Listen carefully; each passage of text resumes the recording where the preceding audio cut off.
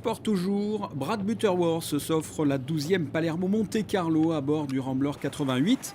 Ce sloop de 27 mètres était déjà vainqueur des voiles de Saint-Barth en 2015 et troisième de la Rolex Sydney Hobart. Il a franchi le premier la ligne d'arrivée ce mardi à 22 heures. C'est donc le néo-zélandais quadruple vainqueur de la America's Cup et son équipage qui ont remporté cette épreuve en temps réel. La remise des prix est programmée ce vendredi 26 août à 19h30 au Yacht Club. Le 17 septembre prochain, le Chicken Show Dance fait son retour. Tout comme en 2015, l'association qui porte le même nom organise cette soirée au profit de Fightheads Monaco. Au programme notamment à l'espace Léo Ferré, une plongée dans le passé.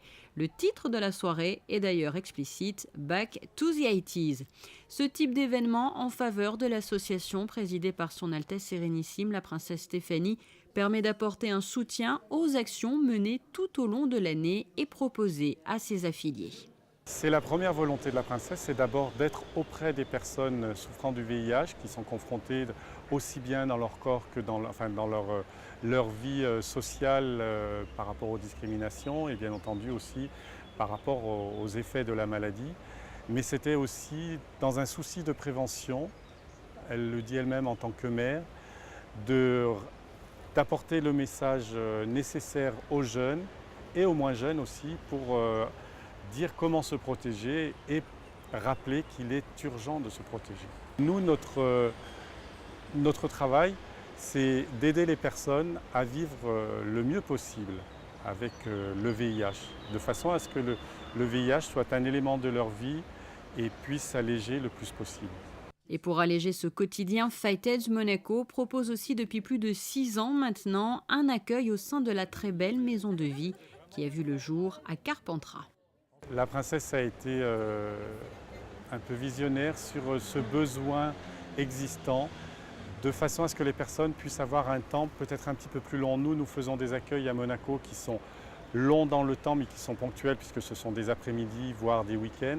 Mais là, à la maison de vie, nous proposons des séjours qui vont jusqu'à 15 jours, ce qui permet à la personne d'être prise en charge complètement pendant 15 jours et où là, lui est offert la possibilité de vraiment prendre soin de soi et de penser à elle en premier. Tous les ans, Fightheads Monaco organise sa traditionnelle vente aux enchères et son gala annuel. En hommage et par respect aux victimes de l'attentat de Nice, l'édition 2016 de ce gala avait été annulée. Il était placé lui aussi sous le signe de la musique avec Star 80 l'original. Sachez que le groupe sera présent lors du gala en 2017.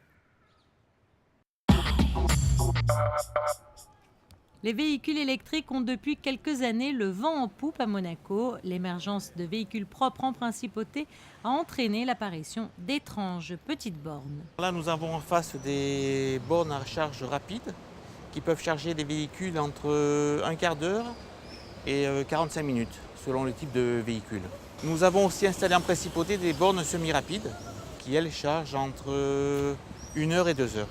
Ces bornes-là, tout le monde peut venir avec le véhicule, il suffit de se brancher, c'est gratuit. Il suffit de savoir la prise qu'on met à la voiture. 24 heures sur 24 24 heures sur 24. Nous espérons en fin d'année installer une borne 16 ampères dite domestique à la rue Grimaldi pour que les Twizy peuvent venir, les deux roues peuvent se charger. Installées sur les lieux stratégiques de la principauté, ces bornes présentent de nombreux atouts. Ces bornes sont dites intelligentes, elles sont connectées. Donc ça veut dire qu'il y a une puce GSM et chaque fois qu'il y a une panne, c'est envoyé à la maison mère et ils peuvent réparer à distance ou faire la mise à jour du logiciel de la borne. Précurseur dans le domaine, le gouvernement monégasque s'inscrit depuis plus de 20 ans dans une dynamique favorisant l'accès à l'acquisition de véhicules propres. Cela se traduit notamment par l'octroi d'une prime d'achat correspondant à 30% du prix TTC du véhicule. Les véhicules électriques bénéficient également à Monaco de la gratuité de l'estampille annuelle et de la recharge sur les prises des parkings publics ainsi que d'un accès gratuit au stationnement dans les rues de la principauté.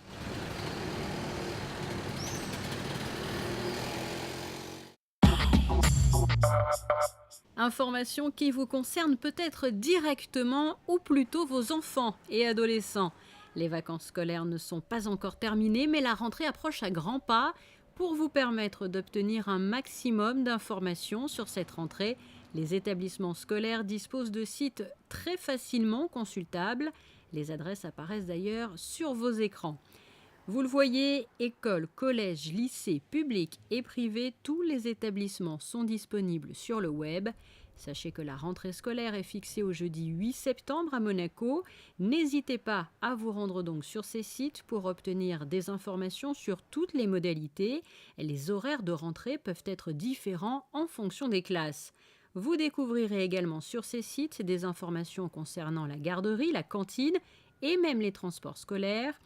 Une dernière information pratique qui ne concerne pas directement l'école, mais les enfants. Sachez qu'à compter du lundi 5 septembre, le parc Princesse Antoinette, situé entre l'école du Parc, boulevard de Belgique, et l'école des Rêvoirs, boulevard du Jardin Exotique, fermera ses portes dans le cadre de l'organisation du pique-nique des Monégasques le samedi 10.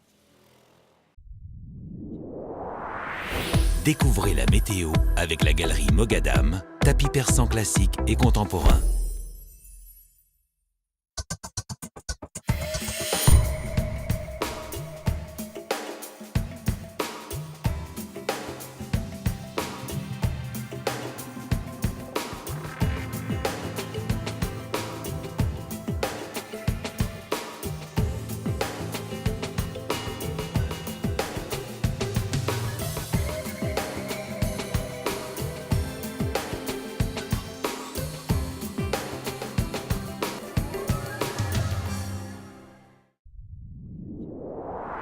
Vous avez découvert la météo avec la galerie Mogadam, tapis persan classique et contemporain.